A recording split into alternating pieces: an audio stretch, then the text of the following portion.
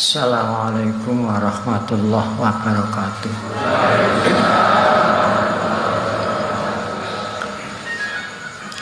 Bismillahirrahmanirrahim.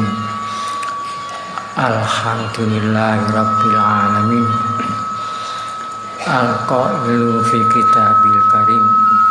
Subhanalladzi asra bi 'abdihi lailan minal masjidil haram ilal masjidil aqsa alladzi barakna haulahu linuriyahu min ayatina innahu was-sami'ul basir. Wassalatu wassalamu ala asyrafil mursalin sayyidina Muhammadin sallallahu alaihi wasallam wa ala alihi wa ashabi ajmain, amma ba'du. Hadirin wal hadirat, hamba Allah yang dimuliakan oleh Allah. Pertama, di sini saya menyampaikan sejarah doa yang punya Allahumma barik lana fi Rajabin wa Sya'bana wa balighna Ramadana. Ketika masuk tanggal 1 Rajab, Rasul berdoa seperti itu. Itu doanya Rasulullah. Allahumma barik lana, ya Allah berkailah kami fi Rajabin, di bulan Rajab ini, wa Sya'bana, dan bulan Sya'ban, wa balighna Ramadana, dan sampailah kami menerima barokah di bulan Ramadan. Itu doanya Rasulullah tiap-tiap tanggal 1 Ramadan.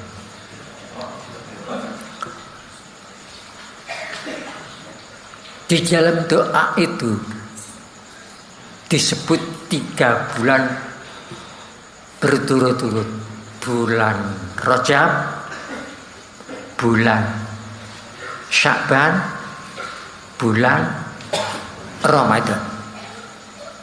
Belum pernah Rasul berdoa seperti itu selain di bulan 3 itu. Apa tuh rahasianya?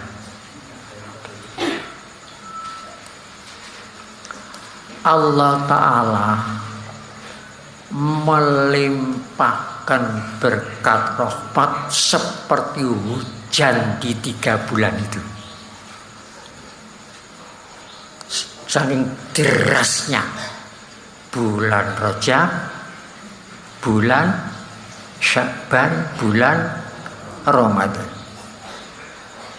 Meskipun rahmat berkat dicurahkan di luar bulan itu yang paling deras, lebat, hanya di 3 bulan itu, Rajab, Sya'ban, Ramadan. Oleh sebab itu alangkah bahagianya bagi orang yang dapat menangkap, mempersiapkan diri menangkap barokat yang turun deras di 3 bulan ini. Tidak semua orang yang tidak menangkap ya tidak dapat, yang tidak mempersiapkan diri. Tapi yang dapat itu yang siap-siap menangkap limpahan barokat yang seperti hujan itu di 3 bulan ini. Khusus di 3 bulan. Intinya 12 bulan hanya di 3 bulan itu. Oleh karena itu maka tadi kami sarankan selama memasukkan harta untuk Jamiatul Mudzakirin semua harus berdoa seluruh, Allahumma barik lana fi Rajabin wa Sya'bana wa balighna Ramadana. Di sini saya sedikit mengungkapkan rahasianya. Menurut hadis bulan Rajab itu syahrullah, bulannya Allah. Jadi bulan yang disandarkan kepada Allah. Menurut hadis lagi bulan Sya'ban itu bulan disandarkan kepada Nabi Muhammad. Rasul bersabda, Sya'banu syahri, Sya'ban ini bulanku, Rajab syahrullah. Kemudian bulan Ramadan menurut hadis keterangan dari Siti Aisyah disandari kepada Allah. Jadi Rajab bulannya Allah, Sya'ban bulannya Nabi Muhammad, Ramadan bulannya Allah. Coba Allah, Muhammad, Allah. Pintu gerbang masuk Islam di situ. Coba sampean baca La ilaha illallah Muhammad Rasulullah. Itu pintu masuk Islam. La ilaha illallah Muhammad Rasulullah. Kalau kita baca asyhadu alla ilaha tanpa asyhadu anna Muhammad Rasul ditolak. Tidak bisa diterima. Jadi harus 2 itu. Hitung saja. Nama Allah disebut berapa kali itu? Pertama, La ilaha illallah. Kemudian Muhammad tengah. Kemudian Rasulullah. Jadi nama Muhammad di tengah-tengah. Karena Sya'ban itu di tengah-tengah. Jadi Rajab, Sya'ban, Ramadan. Syahrullah, Syahrul Muhammad, Syahrullah. Itu rahasianya. Jadi berkat mulai bulan Rajab ini nanti sampai bulan Ramadan. 20 Rajab Mi'raj naik. 27 Ramadan turun Al-Qadar. Jadi 27 naik turun. Kinten-kinten pun paham. Kira-kira loh.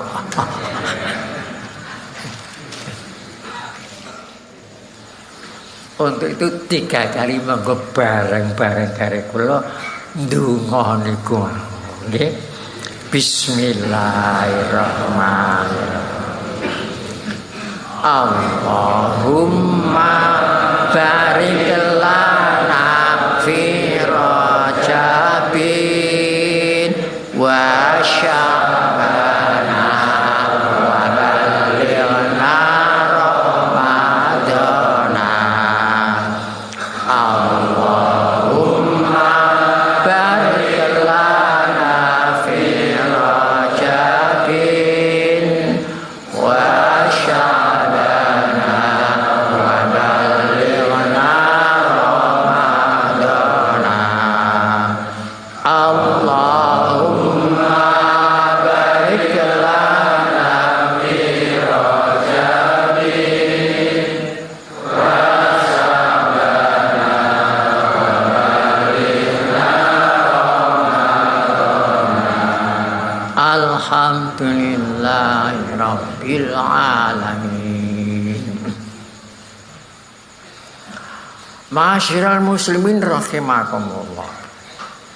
Di sini pertama saya akan menerangkan sedikit masalah Isra Mi'raj. Kedua akan menerangkan mengapa hari Siddiqiyah identik dengan hari Isra Mi'raj. Yang ketiga, di sini saya akan mendeklarasikan tambahan nama pesantren Majma'al Bahri. Hanya 3 itu. Pertama, masalah Isra Mi'raj. Bismillahirrahmanirrahim. Wa rabbuka yakhluqu ma yasha wa yakhtar ma kana lahumul khiyaratu.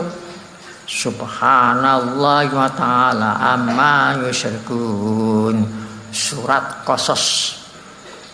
Wa rabbuka, dan Tuhanmu Muhammad, yakhluqu ma yasha, menjadikan sesuatu menurut kehendaknya sendiri. Wa yakhtaru, dan memilih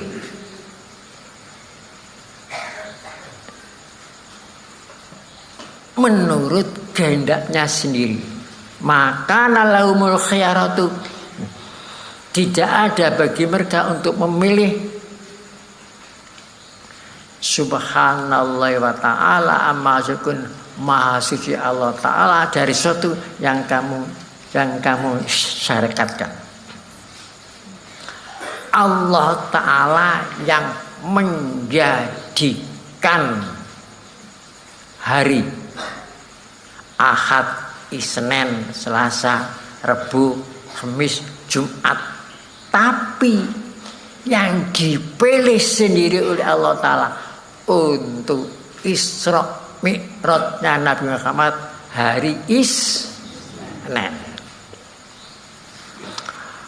Allah Ta'ala yang menjadikan tahun 1 tahun 12 bulan.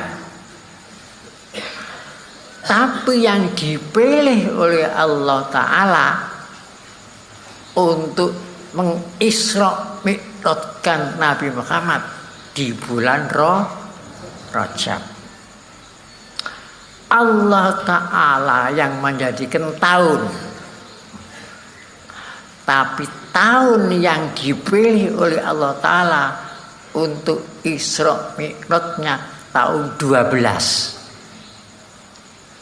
Tahun 12 bukan 12 tahun Masehi, bukan 12 tahun Hijrah, karena waktu Isra itu belum Hijrah. 12 itu tahun kenabian. Jadi Muhammad di Isra Mi'rajkan itu sudah menjadi Rasul selama 12 tahun. Maka saya sebut tahun kenabian.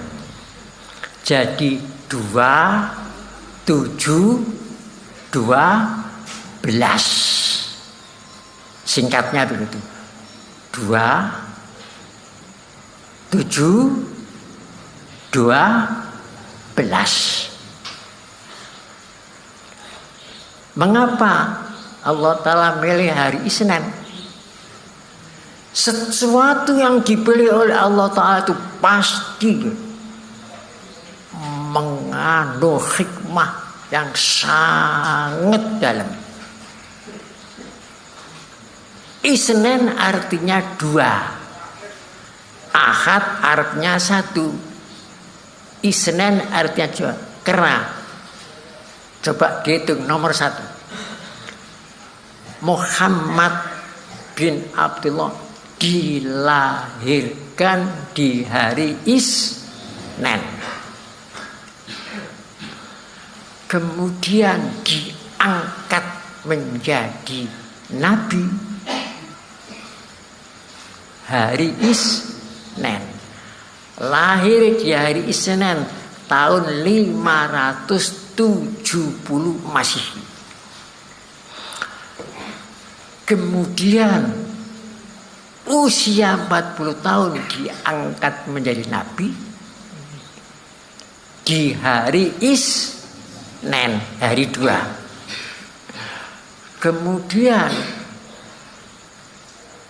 setelah menjadi Rasul 12 tahun di Isra Mi'rajkan di hari Isnin. Kemudian setelah 13 tahun di Mekah, oleh karena beliau akan dibunuh oleh kaum jahiliyah, maka keluar hijrah menuju Madinah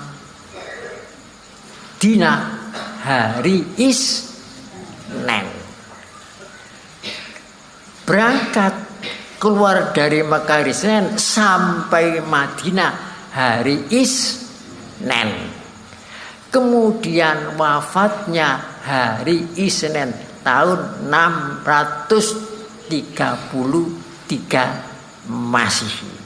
Senin.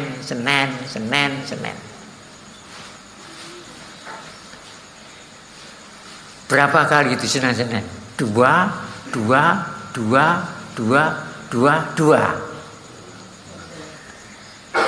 Berapa? 2 kali 6. 12. La ilaha illallah 12 huruf. Muhammad Rasulullah 12 huruf. Itu di antara rasa yang dipilih. Kemudian bulan yang dipilih untuk diisrakan, mi'rajkan, bulan Rajab. Rajab bulan 7. Coba dihitung dari bulan Muharram, Safar, Rabiul Awal, Rabiul Akhir, Jumadil Awal, Jumadil Akhir, Rajab.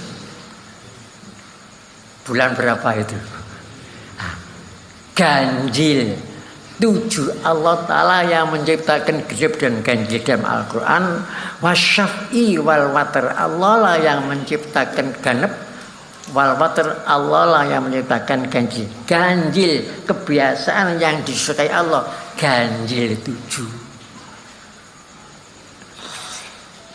Bumi Sab 7, langit Sab 7. Hari berapa? 7. Ahad, Senin, Selasa, Rabu, Kamis, Jumat. 7. Al-Quran 114 surat diringkes menjadi 7 ayat. Fatihah hanya 7 ringkesan Fatihah itu. Dalam hadis disebut Sab'ul Masani, 7 yang diulang-ulang. Kemudian di dalam Fatihah itu tidak ada huruf 7. Huruf Fa tidak ada, Shin tidak ada, Sa tidak ada. kha tidak ada, za tidak ada, za tidak ada, tidak ada. 7 huruf itu tidak ada. Bersih dari 7 huruf. Kalau disingkat 7 huruf, fa ja shin sad kha zin. Bunyinya fa ja shin sad kha zin. Satu persatu ada artinya. Kemudian yang wajib dibaca dalam sholat hanya surat 7 ayat. Kenapa? Karena sholat itu induknya ibadah hanya 7. Berdiri, ruku, bangun dari ruku, sujud pertama, bangun dari sujud, sujud kedua, duduk. 7. Proses manusia sejak dari tanah sampai wujud prosesnya 7 tingkat. Dalam Al-Quran surat Mukminun ayat nomor 12 sampai 4. Dari atin, dari sulala, dari atin, sulala, nutfah, mudghah, alaqah sampai wujud manusia ini prosesnya 7 tingkat. Wujudnya kudu lapis ulu, kulit, daging, getih, otot, balung, sumsum. Di atasnya diberi pintu gerbang jiwa 7. Kuping tengen, kuping kiwa, mata tengen, mata kiwa, bolongan irung tengen, bolongan irung kiwa, cangkem. 7. Nek nisor iki mboten masuk niki keluar, pintu keluar. Anten. Dukur bolong, nisor bolong, dukur bolong, nisor bolong, diiseni suci, metu najis. Diiseni suci, dititokno najis. Kalau tidak ibadah, lah koyok pipa dalane najis tok. Ibadah. Niku pipa. Bagaimanapun baiknya makanan, kalau dimasukkan ada nilainya sak piring iku 1000, 2000, tapi turuti roti. Nek ditokno sama saja nilainya. Jadi 7. Juga sifat jiwa seluruh alam ini, bangunan seluruh manusia ini karena ada 7. Pada diri kita ada. Masalah ini tidak saya terangkan karena ini masalah ilmu mukasyafah rahasia. Nanti kalau ingin tahu masuk di atas saja lah. Makanya dipilih bulan 7. Bulan Rajab bulan 7. Kemudian 2 dengan 7 berapa? Pitulikur, tanggal pitulikur Mi'raj. Pitulikur. Apen isine 7 karo 2 pinten? 9 nggih. 9 naik sampai tingkat 9. Setelah melalui langit lapis 7, mbon sampean gambaraken kaya lapise kue. Sebab antara langit pertama sampai langit kedua perjalanan 500 tahun cahaya. Perjalanan cahaya 1 detik 300.000 km. Cahaya 1 detik perjalanan 500 tahun itu. Sampai hitung dhewe. Kemudian ketebalan langit yang kedua 500 tahun cahaya. Munggah lagi kosong lagi 500 tahun campur sampai hitung jam. Kalau masih sakit bingung. Sampai Di atasnya naik lebih jauh ke Sidratil Muntaha 8. Dari Sidratil Muntaha sampai Mustawa 9 top. Mudun. Niku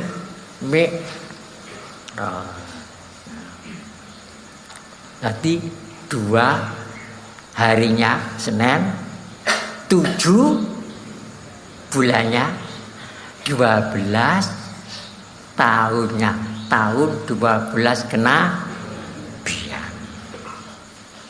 Di situ Rasul menerima wahyu langsung tanpa Jibril.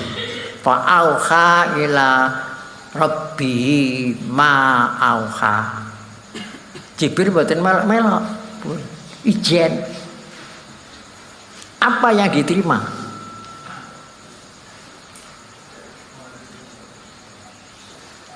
Pertama, oleh-oleh. Ada yang khusus Rasul, ada yang umum, ada yang untuk Rasul dan orang umum. 3 macam.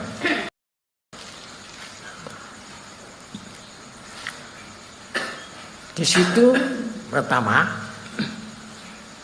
menerima ketetapan perubahan hukum. Apa yang ditetapkan? Tahun 1 kenabian Rasul sudah diwajibkan melaksanakan sholat 5 waktu. Tahun 1 kenabian. Kemudian tahun 12 kewajiban sholat 5 waktu yang di tahun pertama itu ditetapkan tidak akan dirubah sampai hari kiamat. Kemudian sholat tahajud yang pertama diterima wajib, pada Isra Mi'raj itu dirubah hukumnya menjadi sunat. Jadi sholat 5 waktu itu bukan diterima waktu Isra Mi'raj, ditetapkan tidak akan dirubah. Tapi kebanyakan keterangan itu Isra Mi'raj itu menerima kewajiban sholat 5 waktu. Itu pertentangan. Kalau begitu 12 tahun gurung tahu sembahyang 5 waktu lah.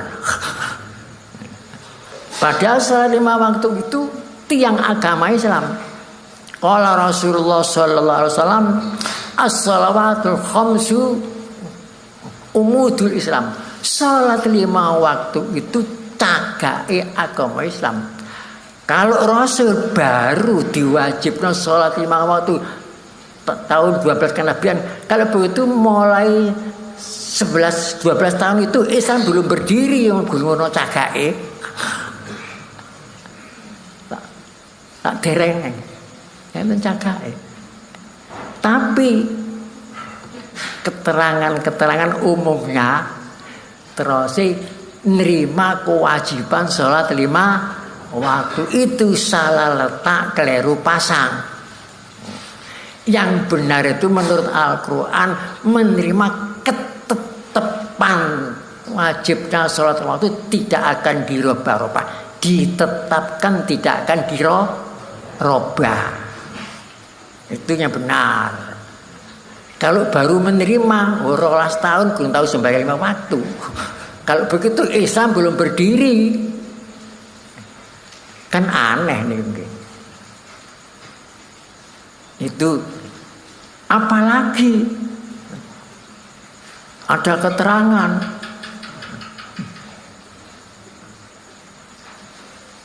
asalnya diwajibkan 50 rakaat. Kemudian negosiasi anggota njaluk kredit unggah mudun niku dudu sifate Rasul ku sifate sami'na wa ata'na. Apa yang diperintahkan langsung sami'na wa ata'na, bukan sami'na wa asaina kok bolak-balik unggah mudun maneh pedhot Nabi Musa sampeyan balik mboten kuat. Umat sampean wong gurung tau dikerjakno wis gak kuat. balik maneh. Sampai nyuwun pesuda maneh, munggah maneh. Niku Nabi Musa itu Nabi Israel, Nabi Bani Israel, khusus kaum Bani Israel. Jadi Nabi Muhammad seluruh dunia. Tidak ada dalam aku Nabi Muhammad didikte Nabi Bani Israel ini mboten enten. Kok bulak balik duturno rewele Bani Israel ngoten niku. Rewel sampe sandi kasih rewel lah. Rewel. Dadi niku hadis Isra Mi'raj niku jumlahnya 50 hadis lebih. Antara satu dengan lain niku bendeng cuek. Di Quran enggak ada itu. Tapi berhubung pun mapan, sudah mapan disiarkan di seluruh. Ya sudahlah. Mapan. Ya terserah masing-masing lah. Menurut keyakinan masing-masing. Berarti itu kepentingan yang pertama saja. Kepentingannya untuk apa Isra Mi'raj itu? Pertama, situ diterangkan linuri yahu min ayatin. Itu Isra-nya. Yang kedua, laqad ra'a min ayati rabbil kubra dalam surat Najm. Untuk aku tunjukkan sebagian ayat-ayatku kepada Muhammad. Karena selama 12 tahun ini Muhammad hanya menerima informasi saja. Tapi belum membuktikan apa yang diinformasikan. Informasi melalui Jibril. Dahulu itu ada Nabi Adam, Nabi Ibrahim, Nabi Musa dan sebagainya. Tapi belum pernah ketemu. Kemudian diisrakan ketemu dengan nabi-nabi itu ketemu. Dan apa yang diberitakan seperti surga neraka itu belum dibuktikan. Tapi untuk membuktikan diisrakan. Itu satu. Yang nomor 2, kepentingan Isra Mi'raj untuk menguji iman kita. Percayakah atau tidak kita? Jadi ini masalah ujian iman, itu masalah mukjizat. Setelah umat Islam 12 tahun diuji dengan Isra Mi'raj, pecah menjadi 3 golongan. Yang dipelopori Abu Bakar semakin yakin, semakin mantap. Tapi ada yang ragu-ragu. Masuk bener sih? Nabi sampai padahal antara Mekah dengan Palestina saja 1.500 km. Masa bengi isi ustek koyo lho. Perjalanan unta waktu ini saya perjalanan unta saya kendaraan ini. Masa antara Mekah sampai Palestina itu 1.500 km. Perjalanan unta itu 1 bulan pulang pergi. Bohong Muhammad itu. Akhirnya murtad. Sebagian umat Islam keluar dari Islam, tidak percaya. Yang golongan 3 ragu-ragu, koyok bener koyok ora, koyok bener koyok orang. Nek jakil gak masuk akal.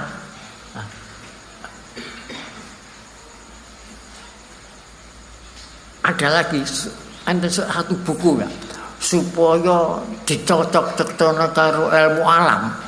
Buku kula waca. Muhammad kalau menurut perjalanan Mi'raj itu lebih cepat daripada perjalanan cahaya. Cahaya 1 detik 300.000 km.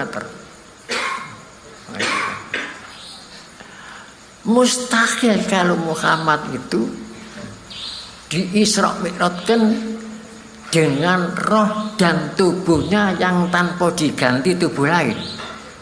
Karena tubuh kita ini terdiri dari ikatan-ikatan. diikat-ikatan tubuh kita ini. Semua diikat. Ikatan ini kalau sampai perjalanan lebih cepat daripada cahaya, terurai, buyar. Jadi supaya masuk akal, tubuh jasmani Muhammad diganti tubuh cahaya.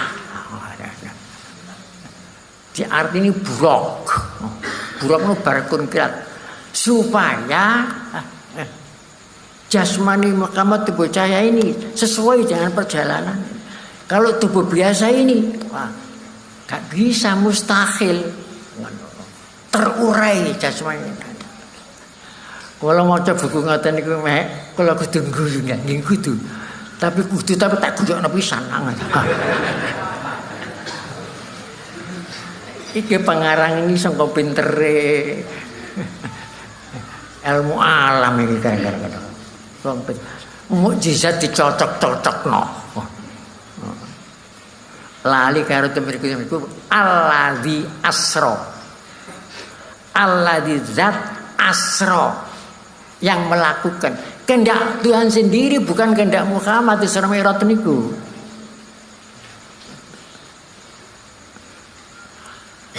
Soal yang membuat undang-undang alam ini kan Allah, tapi Allah tidak dikuasai oleh undang-undang alam. Harus dipahami. Kodrat Allah tidak dikuasai oleh undang-undang alam. Allah yang menciptakan undang-undang alam. Misalnya ikatan-ikatan diri kita ini jasmani, misalnya walan cepat bisa terurai, itu memang undang-undang yang diciptakan oleh Allah Ta'ala. Tapi seandainya ada pertanyaan, Allah mengisra mi'rajkan secepat, lebih cepat daripada detik, daripada perjalanan matahari, tanpa dirubah jasmani, iso ora? Napa jawab sampean? Nek ngarani napa mustahil? Nek mustahil, nek ngono Allah dikuasai undang-undange dewi. Dikuasai oleh undang-undang. Oleh sebab itu jangan diutak-atik masalah ilmu pengetahuan. Itu mukjizat. Bagi sidiknya gampang mawon. Bagaimana? Ya percaya Nabi Muhammad gak tahu goro. Orang yang tidak pernah dusta itu apa yang diceritakan mesti benar. Kalau memang tidak masuk akal, akal masuk nang iman, ngaten lho. Masalah mukjizat dimasuk nang akal. Nek kasih masuk akal, yo akal ku masuk nang iman, selesailah, gampang-gampangan kok. Budu-buduan apa dah. Timbang pinter-pinteran dadak akhirnya terjerumus, Allah dikuasai oleh undang-undang gaweane dhewe. Lah ini pangeran kalah karo makhluk endah. Nah, itu masalah Isra Mi'raj. Jadi bagi sidik ya yakin siapa yang bisa menghalang-halangi kehendak Allah. Kehendak Allah itu kan tidak dikuasai oleh alam gawean, undang-undang gaweane Gusti Allah. Jadi ada dua macam undang-undang. Ada undang-undang mengenai itu jenis tadbir. Tadi undang-undang mengenai materi ini jenis takdir. Jadi ada dua undang-undang. Itu masalah Isra Mi'raj. Liyane pun wonten keterangan banyak niku. Ana. Coba nek sampean iki ten hadis. Kanjeng Nabi badhe Isra Mi'raj dioperasi. Nabi kok dioperasi. Kenapa dioperasi? Hatinya dibersihkan dari pengaruh-pengaruh setan. 12 tahun jadi Nabi masa hatinya itu sih gak bersih. Kisah wahyu ini bersih. Kemudian dioperasi dengan Jibril. Kemudian Israfil membawa bokor emas di situ isinya ada ilmu, ada iman, ada hikmah, kemudian dimasukkan di hatinya Nabi Muhammad setelah dioperasi. Coba sama nangan-nangan itu. Bokor emas. Terus disestempel kenabian. Oh, durung resmi dadi nabi ya. Disentek pada. Lah nek kapan diisi iman apa durung ana imane ta? Napa dereng imane? Apa durung ana hikmah? Apa durung ana ilmu di hatinya itu? Apa bedane karo awak dhewe niku? Dibuat sing ireng-ireng ati niku mengko nggone napa niku tipu daya setan. Apa bedane karo ati kita karo tenaga Muhammad? Ngoten niku. Jangan diterima secara letterlek, bahaya mengenai keimanan kita. Bagi saya Muhammad tidak pernah dusta sama sekali. Maka dzabal fuadu maro'ah. Nas Al-Quran. Sesuatu yang diceritakan orang tidak pernah dusta, pasti benar. Kalau mengatakan putih, putih. Kalau mengatakan ireng, ireng. Berarti cukup diterima sarana keimanan. Memang itu mukjizat. Mukjizat. Tidak bisa ditaati. Tapi enten buku ngoten niku gak terima. Ndudune pinter ya ngoten nah. Itu begitu bahaya.